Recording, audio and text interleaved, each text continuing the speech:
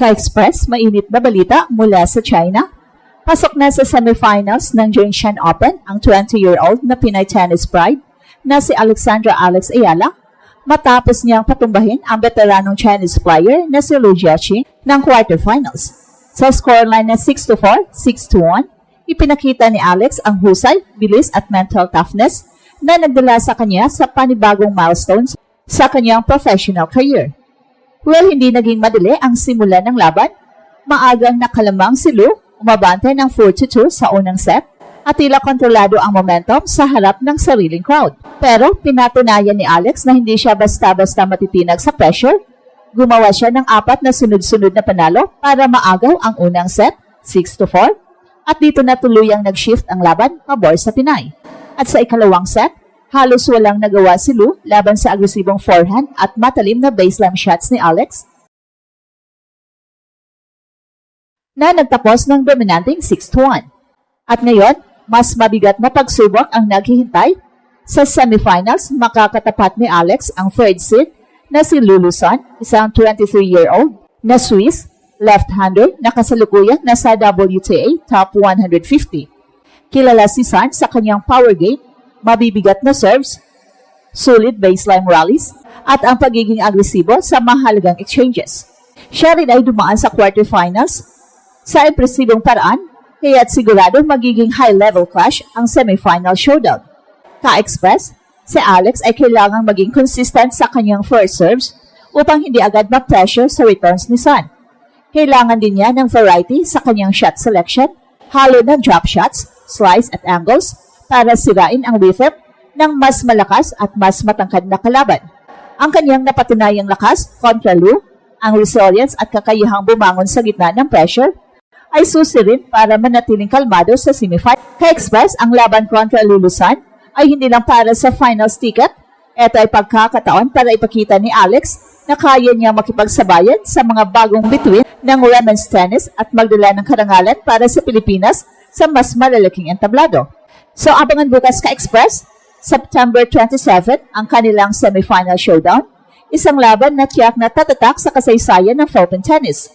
Ka-Express, malaking laban ang nag-aantay kay Alexandra Alex Ayala sa Jinshan Open semifinals matapos ang kanyang solidong panalo sa quarterfinals laban kay Liu Jiaqi ng China. Sa score na 6-4, 6-1, pinakita ni Alex ang kanyang maturity bilang isang rising star sa women's tennis. Sa unang set, muntik na siyang madiskaril nang umabante si Liu ng 4-2, pero hindi napadala si Alex sa pressure. Sa halip, bumawi siya ng 4 na sunod-sunod na games para isara ang set at magpwersa ng shift ng momentum. Dito lumabas ang tunay na lakas ng Pinay, mental composure at shot-making variety.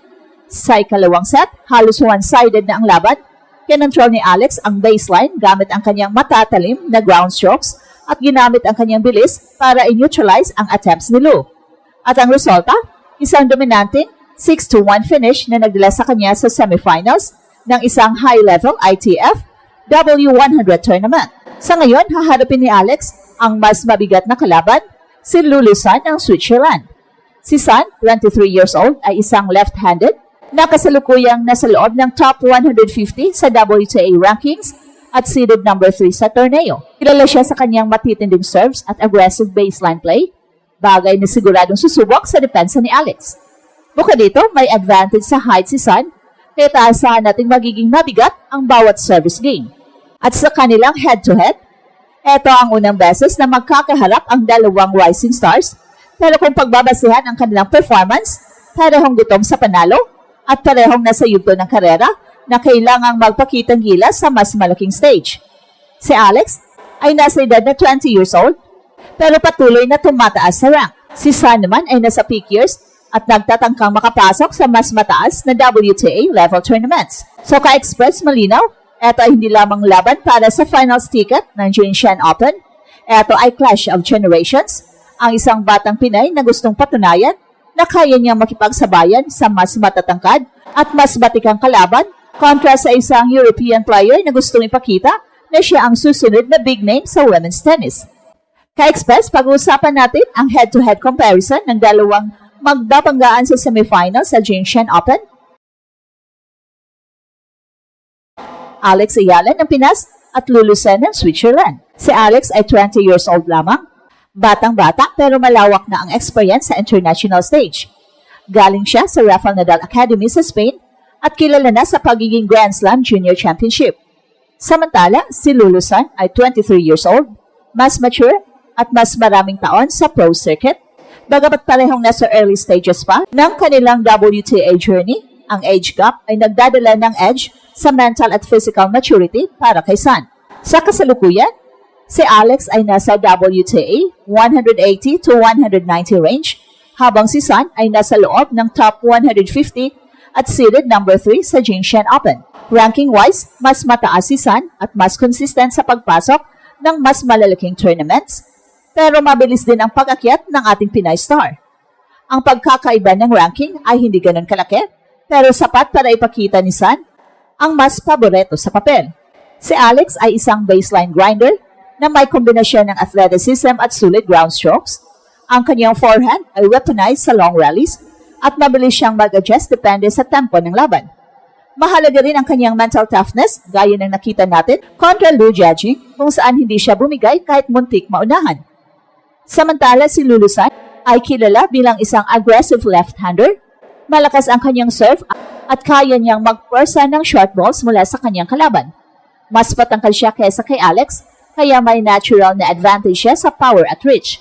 Kapag gumana ang kanyang unang serve, mahirap siyang talunin.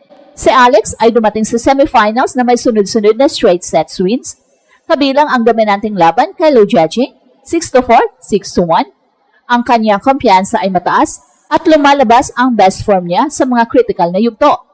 Si Lulusan naman ay hindi rin nagpapahuli. Consistent ang kanyang performance sa Jinshan Open at ipinakita niya kung bakit siya kabilang sa top 150. Kung titingnan ang momentum, parehong mainit ang dalawang players, pero mas mabigat ang expectations kay San bilang seeded player. Para kay Alex, ang kanyang mental toughness at never say die attitude ang magiging susi.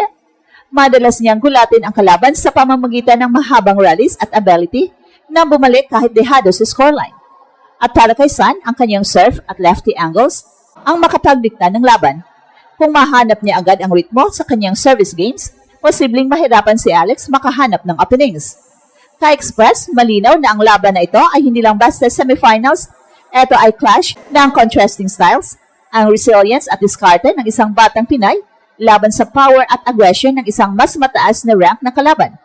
At ito ang Express Info kung saan bawat kwento ginulat ang mundo. Don't forget to like and subscribe.